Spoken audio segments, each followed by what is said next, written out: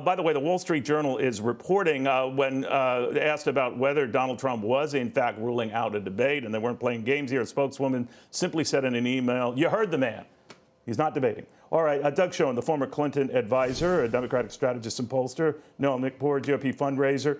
Noelle, if you don't mind, I'd like to begin with you first and the fallout. I mean, you talk to, big donors in the Republican Party. You're well connected to those in the Republican Party. So from a political standpoint, is it better in their mind that Donald Trump not debate again, that performance he had with Kamala Harris was such that it might not be such a good idea? What do you think? 100% on that. I think a lot of the donors, or at least the ones that I was texting with the night of the debate, were not exactly thrilled about how that debate went down. What I will tell you, I do think it's smart for Donald Trump not to do the debate. I think that was a good decision with the campaign, and I'll tell you why. Because depending on when that debate will be scheduled, and if he has another repeat performance like he did, I don't know if the campaign can recover that quickly. I don't think they have enough time to recover from that. So you've got to keep in mind we've got 54 days before the election, and if there is another, by the time the debate's set, and by the time it happens, you've got to have ads ready. You've got to, be able to respond to anything that would be negative. So I think due to the timing, the debate, not doing it, I think was a wise decision.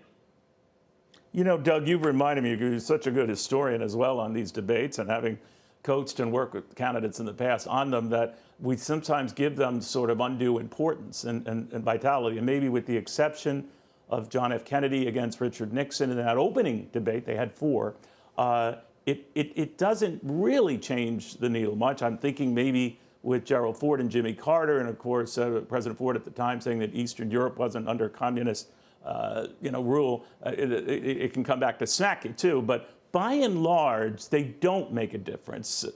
By and large, how do you see it? And that's right, Neil. I think tops this debate will temporarily get Kamala Harris an extra point or two, maybe 3, but it'll be temporary. And Trump doesn't need, excuse me, another debate. He needs a campaign. And since he didn't do well, Noelle was right, there's no reason to debate. And I think he wants to go run his campaign and demonstrate, as he did in 2016 and 2020, that he's a great closer. And he closed not with debate performance, but he closed with his rallies and his on-the-ground performance, where he exceeded the final polls. So I think his campaign feels they're way ahead of the game, that they have had so far only a narrow slippage. And bottom line, you're not going to see him on the debate stage. It's the right decision for him. And Kamala Harris will goad him. I don't think it's going to work. I'm reading, of course, when you hear from Donald Trump, guys, and what he says about this, all the polls show that I won that debate. It's simply fair to say that consensus shows that she got the better of him. And again, people can have mixed views on this. I understand that. But, Noelle, one of the things I've discovered that even some of the former president's closest allies have been saying, Lindsey Graham, he could have done better. I'm paraphrasing here. But the most,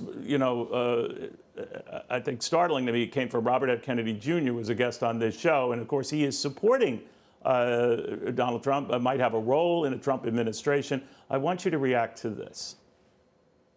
Vice President Harris clearly won the debate in terms of her delivery, her polish, her organization, and her preparation. I think on substance, President Trump wins in terms of his governance. I would suspect that the polling over the next week is going to show, probably a slight drop in his support, particularly among independents. All right, and he's a key supporter, as you know, Noelle, and that we're told that a number of, Trump confidants were sort of being blunt and honest to say, all right, you brought your A game when you debated Joe Biden. This wasn't your A game, and that might be among the more polite critiques that he's had. Do you think he bounced this decision off some of those same, confidants, or that he just went into this on his own?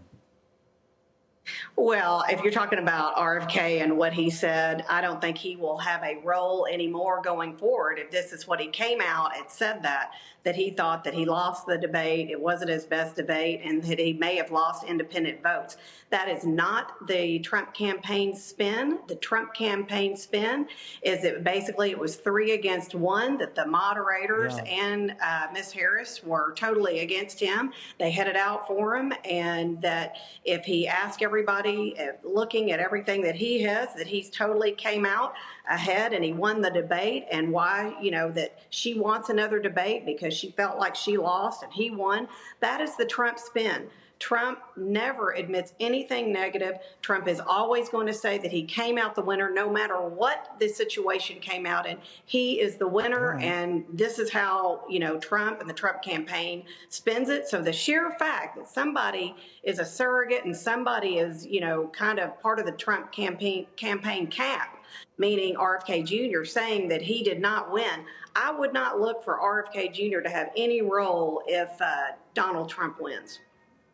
Yeah, and whether he's listening to those confidants as well and others, even on this decision, Doug Schoen, not to debate. Now, he did bring up something that others have, that the moderators might not have treated him fairly, that he was constantly fact-checked, and that certainly Kamala Harris was not, on a couple of key things, including Donald Trump and whether he had support for this Project 2025. He's continuously disavowed that. And also his views on in vitro fertilization, far from separating himself from it. He's proposed funding it for couples, and even the fact that there are no American troops in combat zones overseas.